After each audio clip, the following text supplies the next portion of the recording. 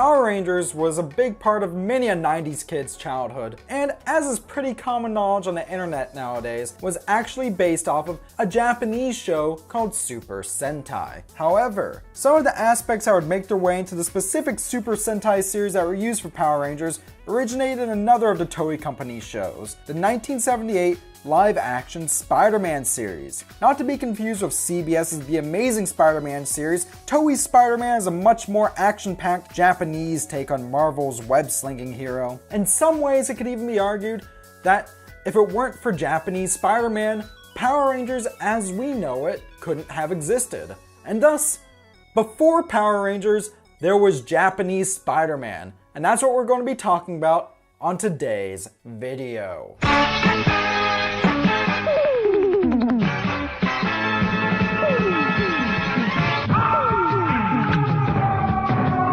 Now getting right to it, I'm sure some of you have questions. Did Marvel even approve this? Why is Spider-Man Japan? Why is there a giant robot? And for those of you big Super Sentai fans, how could this inspire the Super Sentai series which ultimately led to Power Rangers if Super Sentai itself predates Spider-Man by 3 years? All will be revealed soon. But first, let's go into how Toei even got the rights to produce this show.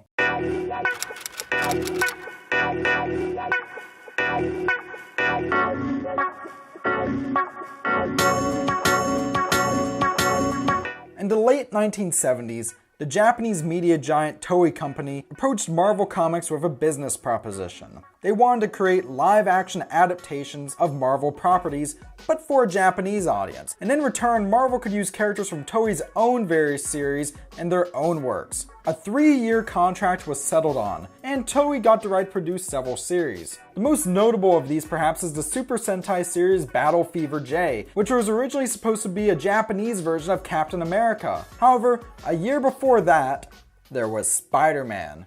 Toei's series would have a 41-episode run from 1978 to 1979 Japan, with a feature film also airing in the summer of 1978. As a bit of a strange side note, Toei's Spider-Man began airing around the same time that CBS's live-action series was finishing its North American run, and indeed beginning its Japanese run. The contract between Toei and Marvel did not bar CBS's series from airing in Japan, thus both series ended up airing around the same time. In an odd twist of fate, when it came time for VHS releases, the American series was given a larger print run in Japan than Toei's was, and thus apparently became more widespread and well known there, despite both garnering massive success. As for the plot of Toei's Spider-Man, modern films would have you believe that it's once again the story of New York high schooler Peter Parker having his Uncle Ben killed, being bitten by a radioactive spider, and all of that type of stuff. However, that is not the case at all here. In this Japanese series, 22-year-old motocross racer Takuya Yamashiro has his father killed while investigating a crashed spaceship called the Marveler. Upon investigating the crash site himself, Takuya meets Garia, a dying warrior from the planet Spider. Garia then injects Takuya with some of his own blood in order to give him incredible, spider-like abilities. Before dying, Garia also bestows Takuya with a power bracelet, which can shoot webs, transform him into a spider suit, and call upon both a sports car, known as the Spider Machine GP7, and the Marveler ship, which can transform into a giant mech suit called Leopardon. From here, Spider-Man must go out and fight against the Iron Cross Army and the evil Dr. Monster, yes, that's what he's actually called, in an attempt to avenge his father's death. Usually this involves the Iron Cross Army creating some sort of horrific beast for a hero to defeat, with the monsters here being called machine BEMs, and this leads to a monster of the week type formula, as all too common in tokusatsu shows such as this. So it's pretty evident here that Toei's Spider-Man has very little in common with any of its Western counterparts, though at least Spider-Man retains his signature catchphrase, "Leopardon mech marked a first for Toei. Though giant mechs are something commonly associated with Super Sentai and Power Rangers, the first Toei series to use this concept was Spider-Man. Toei reportedly added in the giant mech to attract a younger audience. As it proved effective, they brought back the concept for most later style series beginning with Battle Fever J. Spider-Man also partook in another tradition commonly associated with Toei's tokusatsu shows, reusing fight scenes. Leopardon itself was actually a suit that had to be piloted by a real person, and it was notoriously difficult to move around in. By the time the first set of episodes had been completed, the Leopardon suit was damaged to an almost irreparable degree, and thus Toei decided that rather than attempting to fix it or build a new suit, they would instead reuse battle footage from the first few episodes. As such, many monster battles consist of Spider-Man calling in Leopardon, throwing his sword at the enemy, and then the massive, unstable beast exploding immediately upon impact, with little to no effort being made to dodge or deflect the attack. This blatant reuse of stock footage makes Leopardon into some sort of seemingly godlike invincible entity, and I just find that amusing,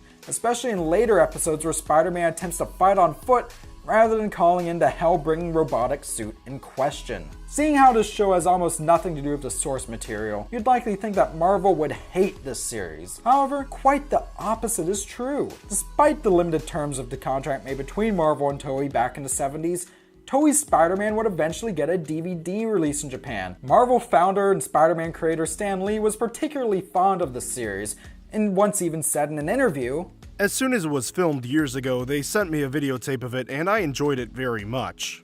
I enjoyed how they did it in a Japanese style. It wasn't really like the American version, it had its own flavor. It was so different than how we do things in the United States, and it was fun because it was a totally different style." Outside of the TV series, the Toei version of Spider-Man and Leopardon have made appearances in several pieces of Marvel media, including various toys that made their way stateside during their original Japanese run. Most notably, this version of Spider-Man had an official Marvel comic debut in Amazing Spider-Man Volume 3, Issue 12. As obscure as the series still remains in the West, with Marvel's massive popularity and the recent cinematic resurgence of Power Rangers in recent years, perhaps someday Marvel and Toei will revisit the epic, over-the-top adventures of Takeya Yamashiro, better known as the Japanese Spider-Man. But it seems that is all the time we have for today. Have you ever seen this Japanese version of Spider-Man, or even CBS's live-action series from back in the day? Let me know your thoughts on them down in the comment section below, along with any future mini-docs you'd like for me to do in the future. I had a lot of fun making this, and if you really enjoyed it, please share it out with the world because every view counts. So with that, thank you very much for watching, stay classy, and I will see you next time.